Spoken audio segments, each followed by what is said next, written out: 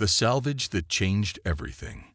Captain Sarah Chen stood at the viewport of the Dawnseeker, watching the dust-laden debris field drift past like a cosmic snowstorm. The salvage vessel's sensors painted ghostly outlines of twisted metal and frozen hulls against the backdrop of distant stars. After 15 years of deep space salvage operations, she thought she'd seen everything the void could offer. She was wrong. "Captain, we're picking up something massive on the long-range scanners," reported Kexri, her Centaurian sensor specialist. The aliens' crystalline appendages sparkled as they manipulated the holographic controls. "It's different from the other debris." Sarah leaned forward, studying the readout. "Different how?"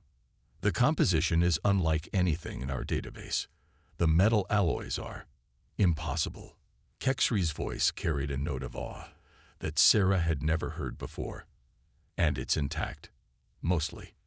The Dawnseeker's crew of 12, a mix of humans and aliens who'd found their calling among the stars, gathered around the main display. The object slowly took shape, a vessel nearly 2 kilometers long, its hull geometric and aggressive, unlike the organic curves favored by modern shipwrights. "That's old Earth design," whispered Chief Engineer Marcus Wong. "Pre-diaspora, but bigger than anything they were supposed to have built back then." Sarah felt a chill run down her spine. The pre-diaspora era was humanity's first golden age of space exploration, before the great collapse that had scattered human colonies across the stars. Most of its technological achievements had been lost to time. "Life support readings?" she asked. "Negative," replied Kexri. "But the hull is maintaining pressure in several sections. And there's something else. Periodic energy fluctuations. Extremely faint, but they're there." Sarah made her decision. "Prep the boarding shuttles. Marcus, you're with me on Team 1. Kexri, coordinate from here. The rest of you, standard salvage protocols." As her crew scrambled to their stations, Sarah couldn't shake the feeling that they were about to uncover something more than just valuable salvage. The ship's design spoke of purpose, of power, of secrets. The shuttle ride was tense. As they approached the derelict, its true scale became apparent. What looked like weapon emplacements dotted the hull, each larger than their shuttle.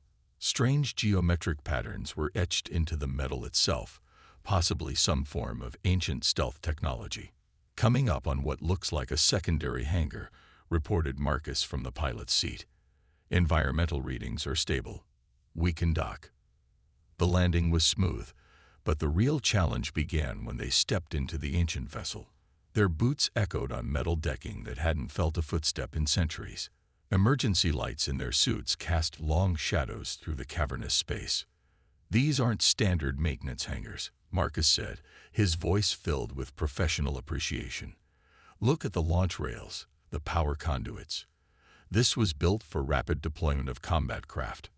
Sarah's breath caught as their lights revealed rows of skeletal frameworks, launch cradles for vessels long since gone. A carrier, out here in the middle of nowhere. They made their way deeper into the ship, following the ghost of power readings Kexri had detected. The corridors were massive, built on a scale that seemed excessive even for military vessels. Every few meters they passed sealed pressure doors bearing warnings in dozens of languages, most of them extinct. "Captain," Marcus called out, his voice tight with excitement. "You need to see this." He stood before a massive bulkhead, his light illuminating a faded insignia. Sarah felt her heart skip a beat as she read the text beneath it. "UNEV Prometheus. Deep Space Experimental Weapons Platform. Prurogct He Avund Orbitality." "Holy shit," Marcus whispered. "The Prometheus. This is impossible." It was a myth, a story they told in the academy about. About what? Sarah asked, though she already knew. Every human child had heard the legends about humanity's last-ditch weapon against the swarm, a ship that could destroy fleets, but it was never completed. When the collapse came, all records were lost. Marcus ran his hand over the insignia reverently. "If this is really the Prometheus, A low hum suddenly vibrated through the deck plates. Emergency lights flickered to life along the corridors, casting everything in a pale blue glow. A voice, ancient and synthetic, echoed through the halls. Movement detected. Initiating emergency protocols. Please identify. Sarah and Marcus looked at each other, their expressions a mixture of fear and wonder. They had just awakened something that had slumbered for centuries, and somewhere in the depths of this legendary vessel, systems were coming back online. Captain Kexri's voice crackled over the comm. We're detecting multiple ships dropping out of hyperspace at the edge of the system. Recognition protocols identify them as Scarlet Horizon pirates. Sarah's mind raced. They had found something extraordinary, perhaps the most important human artifact since the diaspora. And now they had to defend it from the worst humanity had to offer. Get everyone aboard, she ordered. Seal all airlocks. Whatever this ship is, whatever it can do, we're not letting pirates get their hands on it. As if in response to her words, more systems began to activate throughout the massive vessel.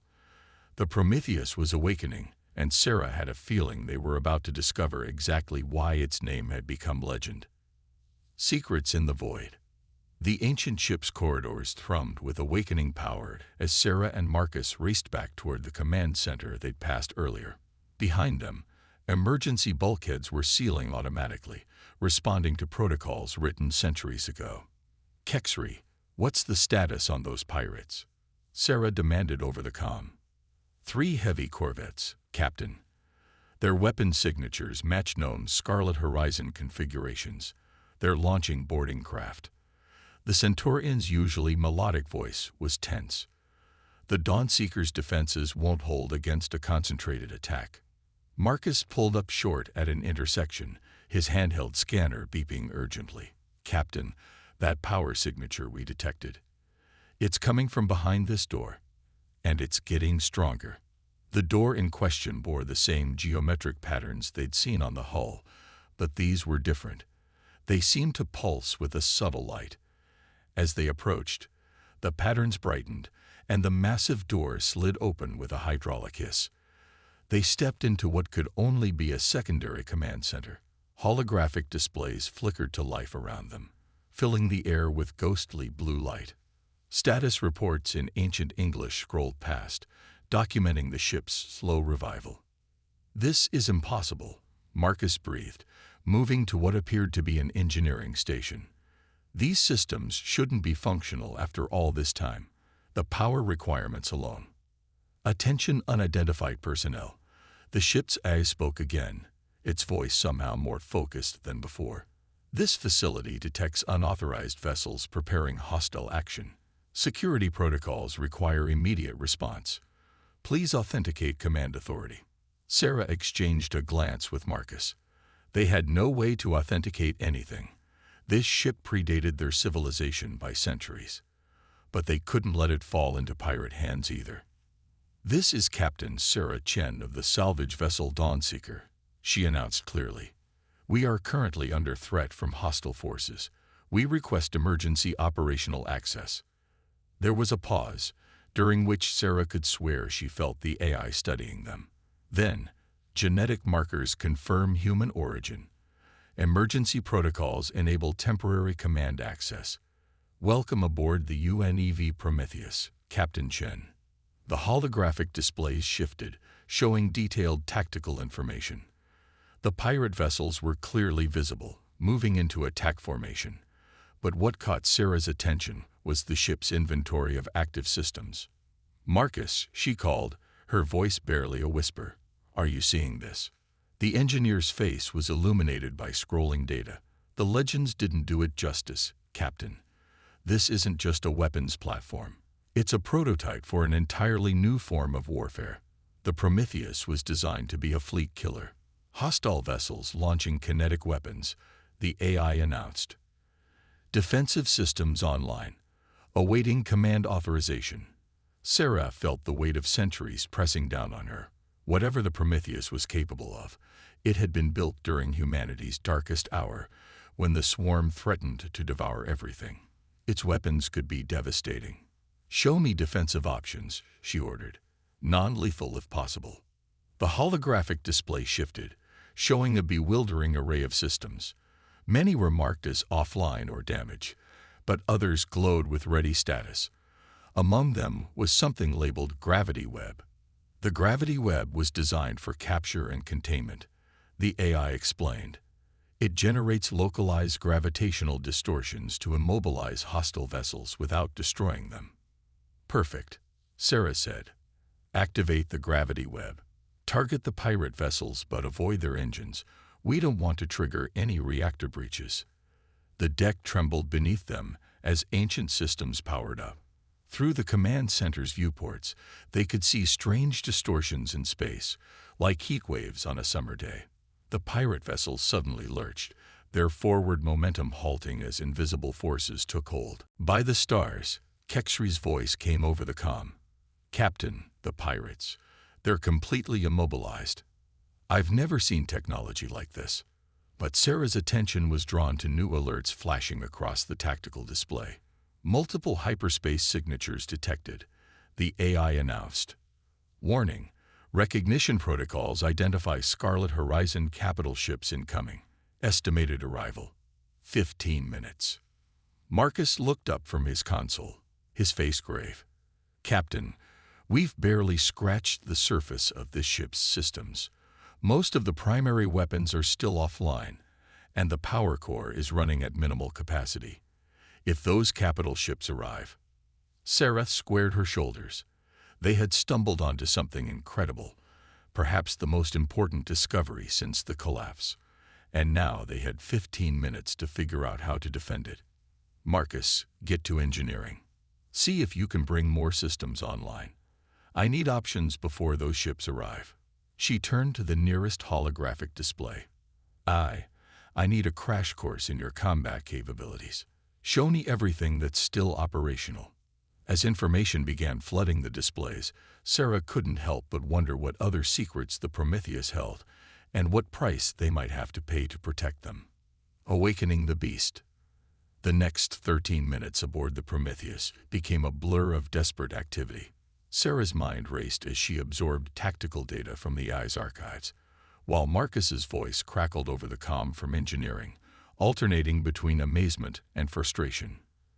"The power systems are incredible, Captain," he reported, breathless from running through the massive engineering section.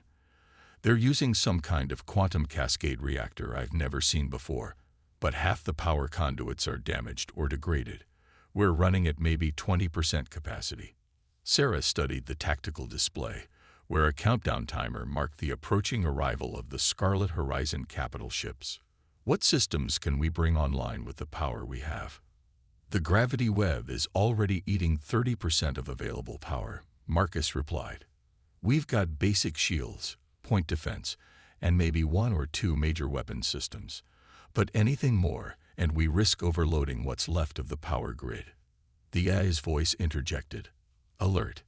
Detecting attempts to breach containment field around captured vessels. Hostile forces are adapting to the Gravity Web's frequency." Sarah watched as the trapped pirate corvettes began to pulse their engines in a synchronized pattern, creating ripples in the gravitational field holding them. "They're going to break free before their reinforcements arrive. We need options." "Captain," Kexri called over the comm. "The Dawnseeker's sensors are picking up something strange in the Prometheus's central spine. It looks like... well, I'm not sure what it is, but it's massive." Sarah turned to the nearest holographic interface. What's in the central spine?" The display shifted, showing a massive cylindrical structure running the length of the ship. "The central spine houses the primary wave motion assembly," the AI explained. "It was the Prometheus's main weapon system during trials against swarm-high ships." "Wave motion assembly?" Marcus asked, his voice filled with disbelief. "That's theoretical tech, converting matter directly into energy waves. The power requirements would be extreme," the AI confirmed. "The system was designed to channel the full output of all 6 quantum cascade reactors. Current power levels are insufficient for activation." Sarah's mind raced. They had a potentially devastating weapon, but no power to use it. The pirate corvettes were close to breaking free, and their capital ships would arrive in minutes. Then she remembered something from her academy days about wave phenomena. "Marcus," she called, "what if we reversed it? Instead of generating a wave, could we use the wave motion assembly to absorb energy?" There was a moment of silence as Marcus considered. The principles should be the same. Could the wave motion assembly be reconfigured to absorb and store energy from external sources? Affirmative. Original design specifications included energy absorption capabilities for defensive purposes. Reconfiguration would require approximately 7 minutes. "Do it," Sarah ordered. "Marcus, start the reconfiguration. Kexri, get the Dawnseeker clear of the combat zone. Everyone else, prepare for emergency maneuvers." As her crew scrambled to comply, Sarah watched the tactical display with growing tension. The pirate corvettes were almost free, their synchronized engine pulses creating larger and larger distortions in the gravity web. When they broke loose, they would undoubtedly open fire, and their weapons could do serious damage to the Prometheus's already compromised systems. Wave motion assembly reconfiguration at 60%, the AI reported. "Warning. Hostile vessels will break containment in approximately 2 minutes. Sarah's fingers flew over the tactical controls, plotting firing solutions with the point defense systems. They just needed to hold out long enough to spring their trap. When the corvettes break free, they'll open fire immediately. Can we absorb their weapon energy? Affirmative. The wave motion assembly can be calibrated to absorb plasma-based weapon signatures. However, kinetic weapons will still pose a threat. The minutes ticked by with excruciating slowness. Sarah watched as the gravity web began to fail, its harmonics disrupted by the pirates' coordinated efforts. Just as the AI announced completion of the wave motion assembly's reconfiguration, the containment field collapsed. The pirate corvettes burst free, their weapons blazing to life instantly. Streams of plasma fire converged on the Prometheus. Exactly as Sarah had hoped. The massive vessel shuddered as the wave motion assembly activated, its central spine beginning to glow with absorbed energy. Energy absorption at 40% capacity and rising, the AI reported. Detecting power restoration to multiple systems. On the tactical display, new weapon systems began lighting up as power flowed back into the ancient warship's grid. The pirates, realizing something was wrong, began to break off their attack, but it was too late. Power reserves at optimal levels, the AI announced. All primary systems online. Detecting capital ship emergence from hyperspace in 3, 2, 1. Space twisted as 3 massive vessels emerged from hyperspace. Scarlet Horizon dreadnoughts, their hulls bristling with weapons. Sarah allowed herself a small smile as she saw them move into attack formation. They had no idea they had just arrived to witness the full awakening of a legend. "All hands," she broadcast across all channels. "Prepare for combat maneuvers. Let's show them what a pre-diaspora warship can really do." Legacy of the Stars. The Scarlet Horizon dreadnoughts emerged from hyperspace like ancient sea monsters breaching the surface of an ocean. Their angular hulls gleamed dully in the starlight, covered in makeshift armor plating and sporting an array of mismatched weapons. The signature look of successful pirates who had cannibalized countless victims. Multiple targeting locks detected, the AI reported calmly. Hostile vessels charging primary weapon systems.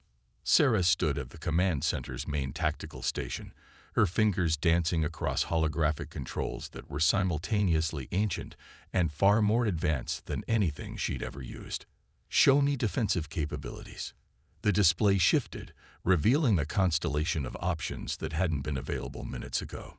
The absorbed energy from the corvette's attacks had restored power to systems that had slumbered for centuries. Incoming transmission, Kexri reported from the Dawnseeker, which had taken shelter behind a massive piece of debris. "Put it through," Sarah ordered. A gravelly voice filled the command center. "This is Commander Vex of the Scarlet Horizon. You've damaged 3 of my ships and activated restricted military hardware. Surrender now, and we might let some of you live as crew." Sarah's response was to activate the Prometheus's external speakers. "This is Captain Chen. Your ships fired on us first, and we defended ourselves. Leave this system now, or we'll be forced to demonstrate exactly why this ship was legendary."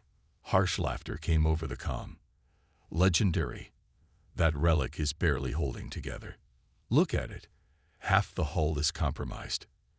You don't even have a proper crew to man it." "Aye," Sarah said quietly.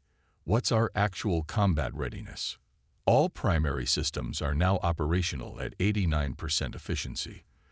The wave motion assembly has absorbed sufficient energy to power all combat systems for approximately 47 minutes at maximum output. Hull integrity is at 72% but stable. Automated defense systems are fully operational." Sarah allowed herself a small smile. "Commander Vex, I'm giving you one last chance to withdraw." The response came in the form of concentrated fire from all 3 dreadnoughts. Streams of plasma, railgun slugs, and exotic particle beams converged on the Prometheus, only to splash harmlessly against shields that hadn't existed moments ago. "Shields holding at 94%, the AI reported. Enemy weapon signatures analyzed and cataloged. Calculating optimal countermeasures." "Show me attack options," Sarah commanded. The tactical display shifted again, presenting an array of weapon systems that made her breath catch. "Marcus, are you seeing this?" "Reading it, but not believing it," the engineer replied from his station. "Captain, some of these weapons, they're not supposed to be possible. The power requirements alone should tear the ship apart." The Prometheus was designed to face extinction-level threats, the AI explained. Conventional limitations were considered acceptable casualties in pursuit of that goal. The dreadnoughts were spreading out, trying to surround the Prometheus. Their next volley would come from multiple angles, trying to overwhelm the shields through sheer volume of fire. "They're using standard Tangier pattern attack formation," Sarah noted, recognizing the maneuver from her military history studies. "Aye, what's the fastest way to end this without destroying their ships?" Analyzing. Recommended strategy: targeted electromagnetic pulse combined with localized gravity disruption. This will disable their weapons and propulsion without risking hull breach or crew casualties. Sarah nodded. "Do it." The Prometheus's response was both beautiful and terrifying. Rings of blue-white energy pulsed outward from its hull, while invisible waves of gravitational force twisted space itself. The effect on the pirate vessels was immediate. Their engines sputtered and died. Weapon ports snapped shut, and emergency lights flickered across their hulls. "Enemy vessels disabled," the AI confirmed, detecting multiple life pod launches. "Commander Vex," Sarah broadcast, "your ships are disabled, and your crews are abandoning them. Do you wish to continue this engagement?" Silence filled the comm for several long moments before Vex's voice returned, noticeably less confident. "What? What are you?" "We are the crew of the Dawnseeker, salvage operators who found something extraordinary. And now we're the caretakers of a piece of humanity's legacy. Leave this system, Commander. Tell others what you found here. Tell them the legends were true." As the life pods gathered and began their retreat, Sarah turned to more pressing concerns. "AI, give me a full damage report, and I want to know everything about why this ship was built, what it was meant to do, and why it was abandoned out here." Accessing historical archives, the AI responded. "Warning, much of this information was classified at the highest levels of pre-diaspora Earth government. Are you certain you wish to proceed?" Sarah looked out at the disabled pirate ships, at the debris field that had hidden this magnificent vessel for so long, and at the stars beyond. "Yes," she said firmly. "It's time we learned the truth about our past." The holographic displays began to fill with information. Ship schematics, classified military reports, and fragments of humanity's lost history. As Sarah began to read, She realized that finding the Prometheus wasn't just about discovering a powerful warship. It was about uncovering the truth of humanity's greatest crisis, and perhaps its greatest triumph. Rebirth of a legend. As the holographic displays filled with declassified data, Sarah felt a chill run down her spine. The truth about the Prometheus was far more complex and far more important than anyone could have imagined. The Prometheus wasn't just a weapon, she breathed, reading through the ancient logs. It was an ark. Marcus looked up from his engineering station. An ark? What do you mean? During the height of the swarm crisis, Earth's leadership knew they were losing the war. Sarah explained, gesturing at the scrolling text. The Prometheus project wasn't just about creating a superior warship. It was about preserving humanity's greatest achievements. Look at these cargo manifests. The displays showed endless lists, quantum computing cores, genetic repositories, technological blueprints, cultural archives, and scientific databases. The Prometheus hadn't just carried weapons, it had carried the sum total of human knowledge and achievement. The ship's primary mission, the AI confirmed, was to ensure humanity's survival and reconstruction in the event of Earth's fall.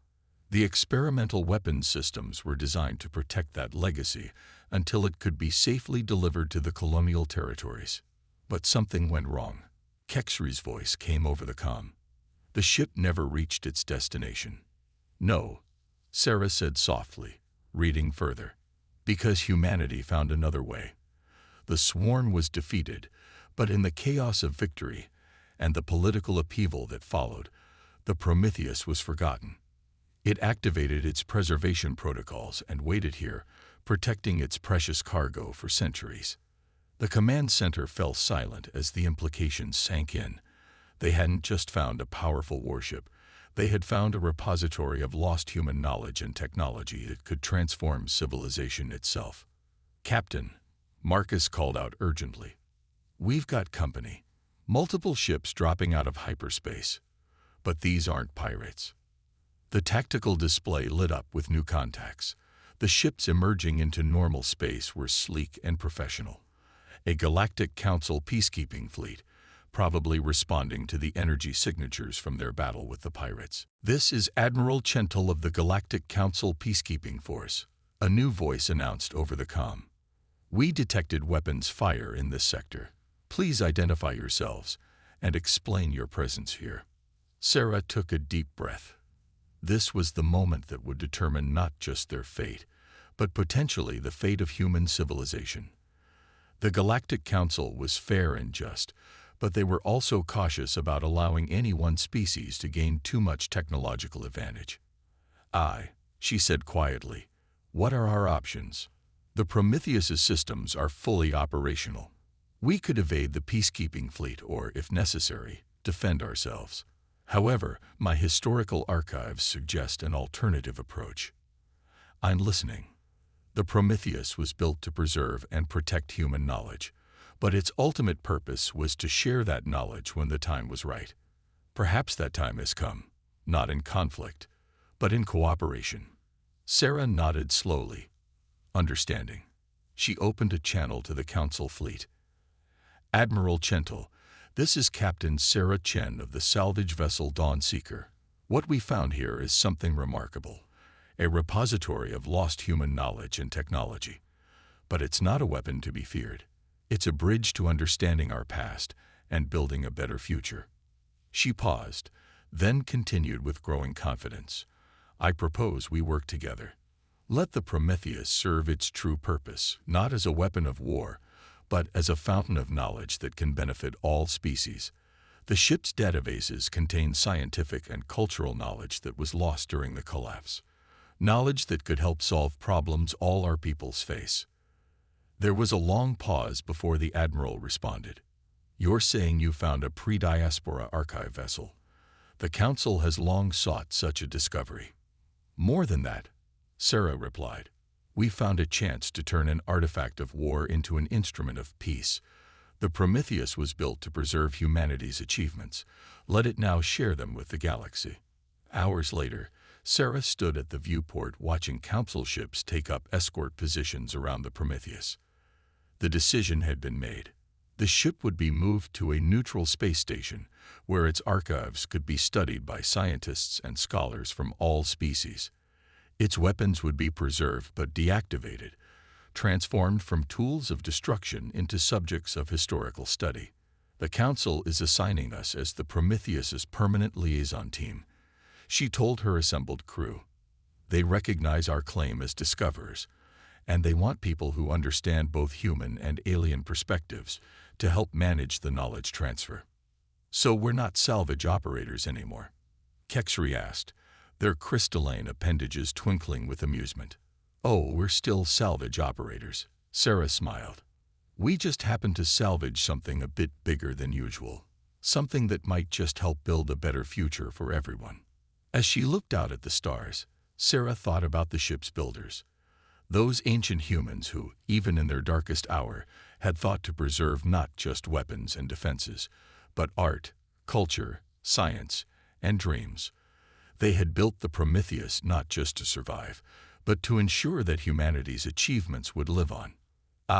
She said softly, begin archive indexing. Let's see what other wonders humanity's past has to share with humanity's future. The Prometheus hummed with renewed purpose as its systems came fully alive for the first time in centuries. It had been built as humanity's ultimate guardian, but it would serve as humanity's greatest teacher, a bridge between past and future, between species and cultures, between war and peace. They had come looking for salvage and found instead a legacy, not just of human ingenuity and determination, but of hope, preservation, and the endless possibility of tomorrow.